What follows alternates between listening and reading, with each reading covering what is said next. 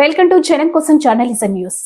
August 7న Hanumakonda జిల్లా చేయూత వికలాంగుల pension పెరుగుదలకు జిల్లా మహాసభను విజయవంతం చేయండి. హనుమకొండ జిల్లా షాయంపేట మండల కేంద్రంలో ఇన్ఛార్జ్ మామిడి భాస్కర్ మాదిగ ఆధ్వర్యంలో సమావేశం ఏర్పాటు చేశారు.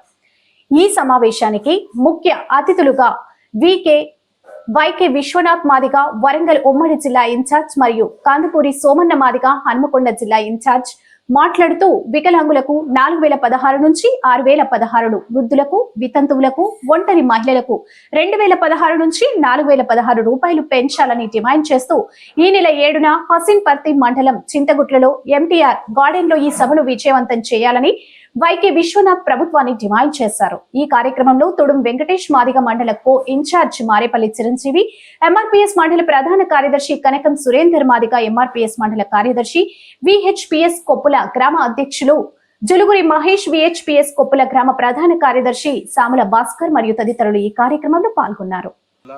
సాయంపేట మండల కేంద్రంలో చేయూత పెన్షన్దారుల సమావేశంలో పాల్గొన్నటువంటి ఎంఆర్పీఎస్, ఎంఎస్పీ, విహెచ్పిఎస్ నాయకులందరూ కూడా సామాజిక నమస్కారాలు.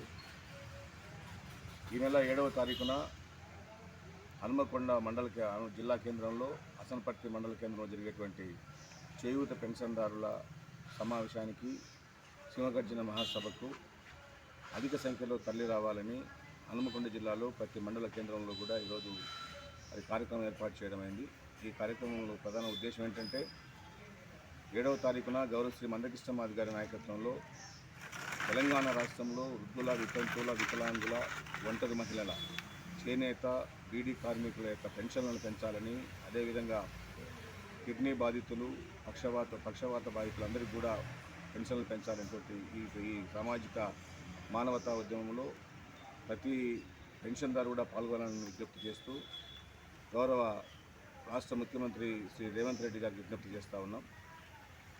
మీరు ఏదైతే ఎన్నికలకు ముందు ఇచ్చినటువంటి మేనిఫెస్టోలో పెట్టినటువంటి మాట ఏదైతే ఉందో, హామీ ఏదైతే ఉందో ఆ హామీని నిలబెట్టుకోవాలని చెప్పని మాదిగ రిజర్వేషన్ పోరాట సమితి వ్యవస్థాపక అధ్యక్షులు గౌరవ శ్రీ మందకృష్ణ మాది గారు డిమాండ్ చేస్తూ ఈ నెల 13వ తారీఖున హైదరాబాద్లో జరుపుతరబెట్టినటువంటి సింహగర్జన మహాసభకు లక్షలాదిగా మళ్ళీ తరలి రాబోతూ ఉన్నారు.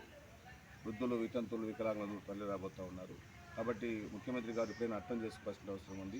మీరు ఎన్నికల ముందు ఏ హామీ ఇచ్చారో 2016 రూపాయలని 4016 పెంచుతామని వృద్ధులకు, ఒంటరి మహిళలకు, అదేవిధంగా వితంతువులకు పెంచుతామని చెప్పని మాట ఇచ్చారు.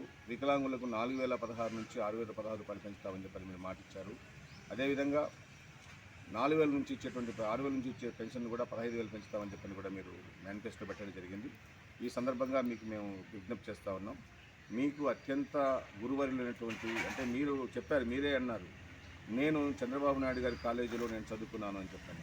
కాబట్టి చంద్రబాబు నాయుడు గారు పక్క రాష్ట్రంలో, ఆంధ్రప్రదేశ్ రాష్ట్రంలో ఈరోజు 4000 రూపాయలు పెన్షన్ ఇస్తూ ఉన్నాడు. అదేవిధంగా వికలాంగులకు 6000 రూపాయలు ఇస్తూ ఉన్నాడు.